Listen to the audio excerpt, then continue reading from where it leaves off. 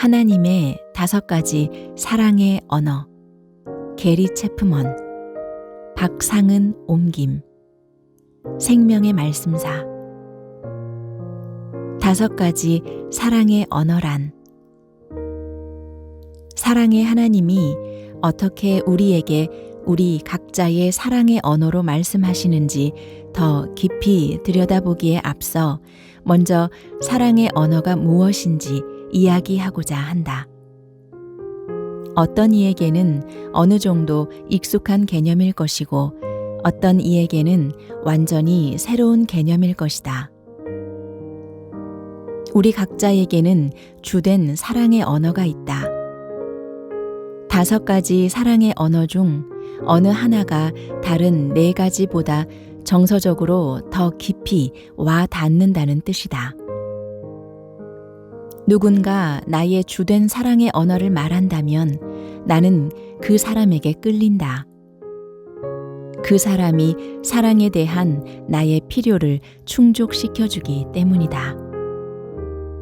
그러나 어떤 사람이 나의 주된 사랑의 언어를 말하지 않을 때 나는 그 사람이 나를 진정으로 사랑하는지 알 수 없다. 그 사람과 정서적으로 강하게 연결되는 느낌이 없기 때문이다. 많은 인간관계에서 문제가 되는 것은 서로 다른 사랑의 언어를 구사하는 사람들끼리 상대가 왜 내 언어를 이해하지 못하는지 의아해하는 것이다. 그것은 마치 중국어만 하는 사람에게 영어로 말하면서 왜 그 사람이 자기 말을 못 알아듣는지 모르겠다고 말하는 것과 같다. 기본적인 언어 장벽이 제거되어야 소통이 원활해질 수 있듯이 서로의 사랑의 언어를 배워야 인간관계가 더욱 향상될 것이다. 부부에게 일어난 변화. 수천 쌍의 부부가 스코트 애너 부부와 비슷한 이야기를 한다. 스코트와 애너는 사랑의 언어 세미나에 참석하려고 애틀랜타까지 650km를 운전해 왔다. 금요일 저녁 세션이 끝난 후 스코트가 다가오더니 체프먼 박사님, 우리의 결혼 생활을 되돌려 주셔서 감사합니다 하고 말했다. 이제 막 세미나 초반부가 끝난 시점이었기에 나는 무슨 말인지 이해가 잘 안 되었다. 의아해하는 내 눈빛을 보고 스코트가 말을 이었다. 하나님은 사랑의 언어 개념을 사용하여 우리 부부의 결혼 생활을 바꿔 놓으셨답니다. 우리는 결혼한 지 33년이 되었지만 지난 20년간 참으로 비참한 생활을 이어왔어요. 같은 집에 살면서 겉으로는 서로 친절하게 대했지만 딱 거기까지였지요. 20년 동안 휴가를 함께 간 적이 없었으니까요. 그냥 같이 있는 게 싫었습니다. 얼마 전 한 친구에게 이런 사정을 털어놓았더니 그 친구가 박사님이 쓰신 책을 주면서 읽어보라고 하더군요. 집에 돌아와서 새벽 2시쯤 책을 다 읽고는 고개를 저으며 혼잣말을 했지요. 어떻게 이걸 몰랐을까 하고요. 10수년간 살아오면서 아내와 사랑의 언어를 서로 주고받은 적이 없었음을 깨달았습니다. 저는 아내에게 그 책을 주며 읽어보라고 했습니다. 그리고 3, 4일 뒤 우리는 차분히 앉아서 대화를 나눴지요. 아마도 20년 전에 이 책을 읽었더라면 우리의 삶이 지금과는 많이 달랐을 거야 라고 함께 말했습니다.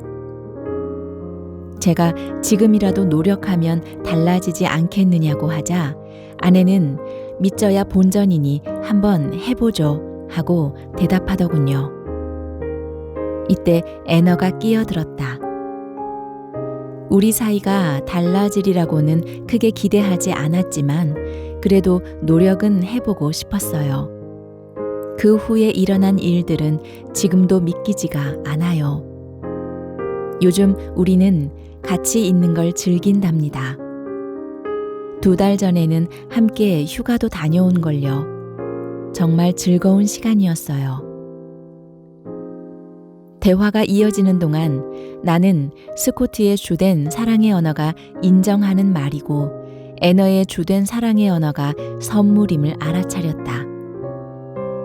5가지 사랑의 언어는 이 장 뒷부분에 요약하여 실어두었다.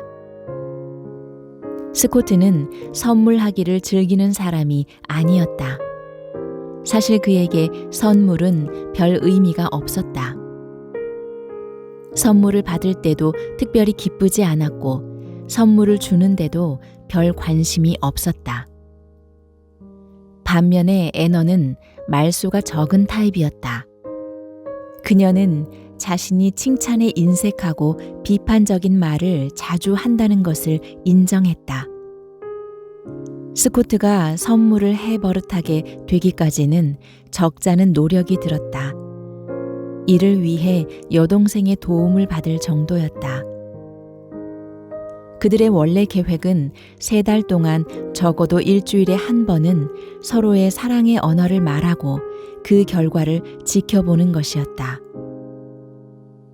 스코트는 2달쯤 지나자 애너에 대한 따뜻한 감정이 생겼고 애너도 마찬가지였습니다. 라고 고백했다. 애너 역시 스코트에게 사랑한다는 말을 하면서 진심으로 사랑을 느낄 수 있으리라고는 꿈에도 생각지 못했어요. 하지만 그렇게 되었지요. 스코트를 얼마나 사랑하게 되었는지 믿어지지가 않아요. 이처럼 남편과 아내가 서로의 주된 사랑의 언어를 발견하고 이를 정기적으로 구사하면 사랑의 감정이 되살아난다. 엄마와 딸에게 일어난 변화. 독신자들 역시 5가지 사랑의 언어를 이해함으로써 큰 유익을 얻는다. 한 예로 메건이 일본에서 보내온 편지를 공개하고자 한다. 체프먼 박사님께 박사님이 쓰신 5가지 사랑의 언어가 제게 얼마나 큰 의미로 다가왔는지 알려드리고 싶습니다. 친구에게 선물로 받았을 당시에는 결혼한 부부를 위한 책이라고만 알았지만 읽고 나서 저는 엄청난 영향을 받았습니다. 저는 일본에서 영어를 가르치고 있는데 제가 일본에 온 주된 이유는 어머니와 떨어져 있기 위해서예요. 몇 년 전부터 어머니를 대하기가 편치 않았거든요. 저는 어머니에게 사랑받지는 못하면서 도리어 통제만 받고 있다고 느꼈어요. 하지만 박사님의 책을 읽으면서 생각을 달리하게 되었어요. 제 사랑의 언어는 인정하는 말인데 어머니는 제게 엄격하고 비판적인 말만 하신다는 것을 깨달았습니다. 그리고 어머니의 사랑의 언어가 봉사라는 것도 알게 되었어요. 어머니는 늘 저를 위해 무언가를 하세요. 제가 따로 아파트를 얻어서 혼자 살 때에도 우리 집에 찾아와 청소를 해주고 싶어 하셨어요. 제 애완견의 스웨터를 떠주기도 하고 우리 집에 친구들이 놀러 오기로 했다는 걸 알고는 쿠키를 구워주시기도 했고요. 저는 사랑받지 못한다고 느꼈기 때문에 어머니의 그 모든 노력이 제 삶을 통제하려는 것이라고 여겼어요. 하지만 지금은 그것이 어머니식의 애정 표현이라는 것을 알아요. 어머니는 어머니의 사랑의 언어를 구사하고 있었던 거예요. 어머니에게 5가지 사랑의 언어를 보내드린 후 이메일로 어머니와 대화를 나눴어요. 저는 수년간 어머니의 행동을 오해했던 것에 대해 사과했고 어머니도 제가 어머니의 비판적인 말에 상처받은 것을 깨닫고는 제게 사과하셨어요. 요즘 어머니가 보내는 이메일은 인정하는 말로 가득하답니다. 저는 귀국하면 어머니에게 뭘 해드릴지 생각하곤 해요. 이미 침실 페인트 칠을 해드리겠다고 말씀드렸어요. 어머니는 페인트 칠을 못하시는 데다 그럴 만한 여유도 없으시거든요. 어머니와 저의 관계가 조금씩 달라지고 있음을 느껴요. 저는 영어를 가르치는 선생이지만 놀라운 사랑의 언어에 눈이 떠가는 학생이기도 합니다. 유년기와 10대 자녀에게 일어난 변화. 자녀가 사랑받고 있음을 느끼게 하려면 부모도 자녀의 주된 사랑의 언어를 배워야 한다. 마르타는 맞이인 샘이 5살일 때 둘째를 임신했다.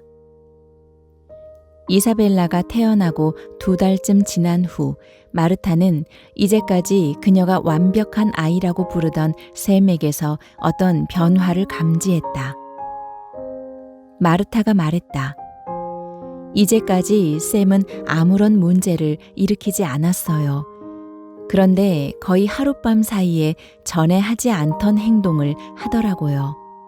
가령 해서는 안 될 일을 해놓고 하지 않았다고 말한다거나 동생 이사벨라를 거칠게 다루는 거예요. 한 번은 샘이 유아용 침대에 누워있는 이사벨라의 머리에 담요를 덮어 씌우는 것을 보았어요. 제가 타이르자 샘은 싫어, 싫어 라고 소리를 지르며 반항하기 시작했어요. 마르타는 5가지 사랑의 언어를 읽는 독서 모임에 나가기 시작했다. 함께하는 시간에 관한 장을 읽으면서 샘에게 어떤 일이 일어나고 있는지 알게 되었어요. 전에는 몰랐는데 샘의 주된 사랑의 언어는 함께하는 시간이었더라고요. 둘째가 태어나기 전에는 제가 샘의 사랑의 언어를 큰 소리로 말했고 샘은 사랑받는다고 느꼈어요. 하지만 이사벨라가 태어난 이후로 저는 샘과 좀처럼 함께 놀아주지 못했고 우리가 함께하는 시간은 급격히 줄어들었지요. 이 점을 깨닫고 저는 샘과 시간을 보내야겠다고 생각하며 집에 돌아왔어요. 이사벨라가 자는 동안 집안일을 하기보다 샘과 함께 시간을 보내기 시작했지요. 결과는 놀라웠어요. 4, 5일이 지나자 샘은 다시 전과 같은 행복한 아이가 되었답니다. 그 애가 얼마나 빨리 달라졌는지 믿기지가 않아요. 사랑에 대한 갈망은 모든 인간의 가장 깊은 정서적 필요다. 우리 삶에서 중요한 사람들로부터 사랑받는다고 느끼면 세상이 밝아 보이고 그리하여 우리는 자유롭게 관심사를 파고들며 세상에 공헌한다. 그러나 우리 삶에서 중요한 사람들로부터 사랑받지 못한다고 느끼면 세상이 어두워 보이기 시작하고 그런 어두운 시각이 우리의 행동에 반영될 것이다. 한편 10대에게 사랑은 관계, 수용, 양육과 관련이 있다. 10대 자녀와 관계를 맺으려면 부모는 곁에서 의미 있는 대화를 나눌 수 있어야 한다. 수용은 10대의 여하한 행동에도 불구하고 무조건적인 사랑을 베푸는 것을 뜻한다. 양육은 10대의 기운을 북돋고 격려함으로써 그의 영혼을 돌보는 것이다. 관계의 반대는 유기이고 수용의 반대는 거부이며 양육의 반대는 신체적, 언어적 학대다. 버림받거나 거부당하거나 학대받았다고 느끼는 10대는 자존감과 삶의 의미, 인생의 목적 같은 것들로 고민하며 힘든 시간을 보낼 것이다. 그리고 사랑받지 못한다고 느끼는 데서 오는 고통은 결국 파괴적인 행동으로 나타날 것이다. 그러나 그 10대가 어느 순간 부모의 사랑을 느끼게 되면 부정적인 행동은 매우 급격하게 변화된다. 10대에게 적합한 사랑의 언어를 구사한다면 10대와의 관계는 변화될 수 있다. 5가지 사랑의 언어. 5가지 사랑의 언어에 대해서는 다른 책들에 보다 자세히 설명되어 있지만 여기서 다시 한번 간략하게 살펴보기로 하자. 첫 번째, 인정하는 말. 언어를 사용하여 다른 사람을 인정해 주는 것은 사랑을 표현하는 중요한 방식 중 하나다. 인정하는 말은 주로 상대방의 행동이나 외모, 성격에 초점을 맞추게 되며 말이나 글, 노래 등으로 표현할 수 있다. 주된 사랑의 언어가 인정하는 말인 사람들은 그런 말들을 마른 땅을 적시는 봄비처럼 흡수한다. 인정하는 말을 표현하는 방법은 수천 가지다. 여기에 몇 가지 예가 있다. 옷이 참 잘 어울리네요. 당신은 정말 스포츠에 대해 아는 게 많군요. 창고 청소를 해줘서 고마워요. 내키지 않았을 텐데. 학교에서 그런 어려운 일을 맡다니 정말 대단한걸? 음식이 정말 맛있었어요. 격려해줘서 고마워. 너랑 얘기하고 나면 늘 기운이 난다니까. 두 번째, 함께하는 시간. 함께하는 시간은 누군가에게 온전히 주의를 집중하는 시간을 말한다. 상대방이 어린 아이일 경우 함께하는 시간은 함께 바닥에 앉아 그림을 그리는 것일 수 있다. 상대방이 배우자일 경우 함께하는 시간은 소파에 앉아 서로 마주보며 대화를 나누거나 단둘이 산책을 하거나 외식을 하며 즐거운 시간을 보내는 것일 수 있다. 상대방이 10대일 경우 함께하는 시간은 같이 하이킹을 가서 당신의 10대 시절을 들려주고 상대방의 삶이 당신의 10대 시절과 어떻게 다른지 물어봐 주는 것일 수 있다.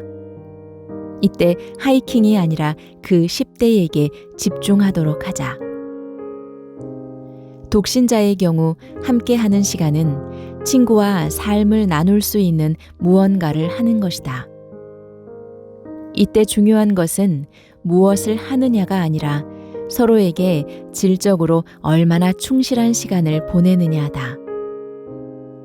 누군가에게 온전히 시간을 내준다는 것은 그에게 당신 삶의 일부를 내주며 깊은 사랑의 교류를 하는 것이다.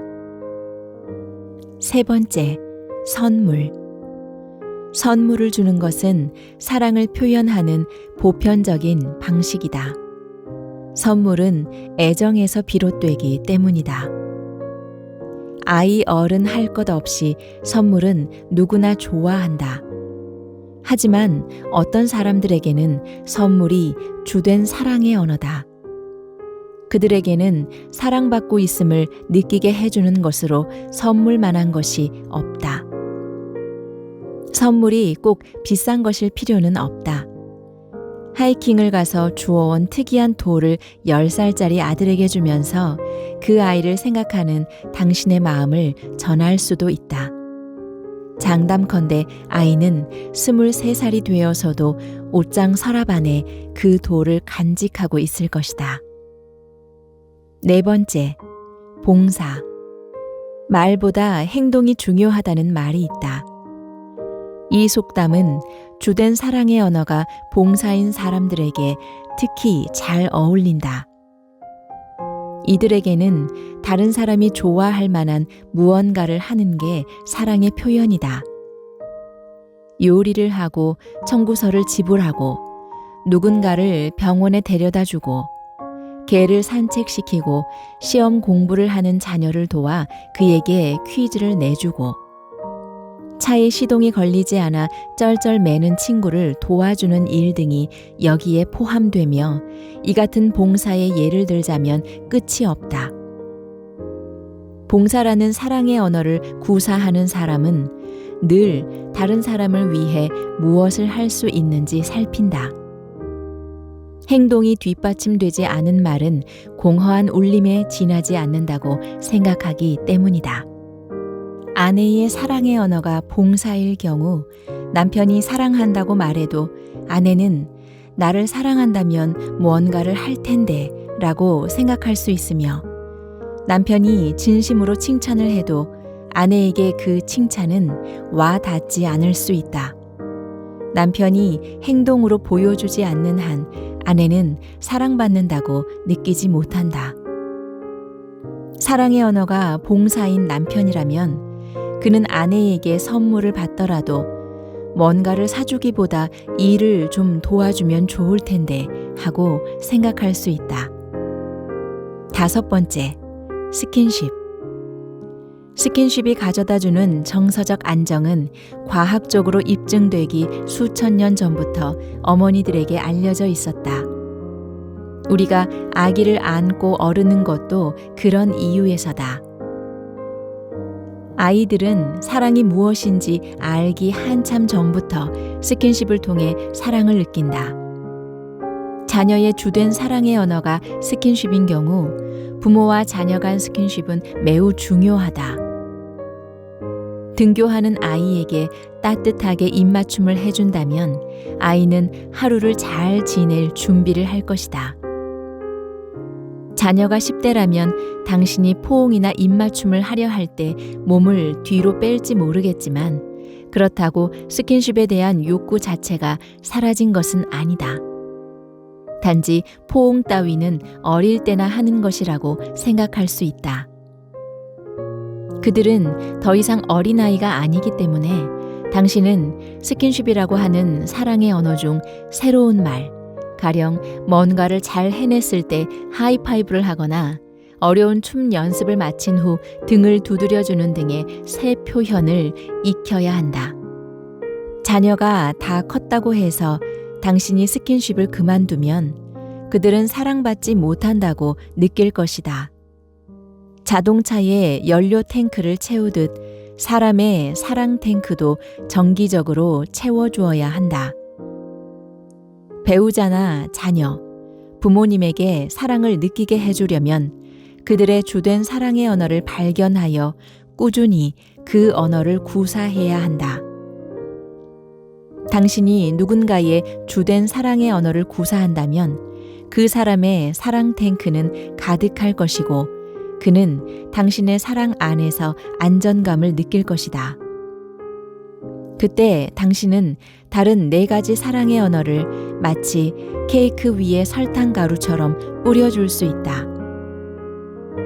만일 당신이 상대방의 주된 사랑의 언어를 구사하지 않는다면 비록 당신이 다른 사랑의 언어를 구사할지라도 상대방은 사랑받는다고 느끼지 못할 것이다. 사랑의 언어들은 모두 하나님 사랑의 다양한 측면을 반영한다. 사람이 하나님의 형상대로 창조되었고 또 5가지의 서로 다른 사랑의 언어를 구사한다면 우리는 하나님의 속성과 본질 안에서 사랑의 언어를 모두 발견하게 될 것이다. 사실 하나님은 모든 언어를 구사하시며 따라서 그분이 5가지 사랑의 언어를 전부 사용하여 자녀인 우리 각자와 유창하게 소통하신다는 것은 그리 놀라운 일이 아니다.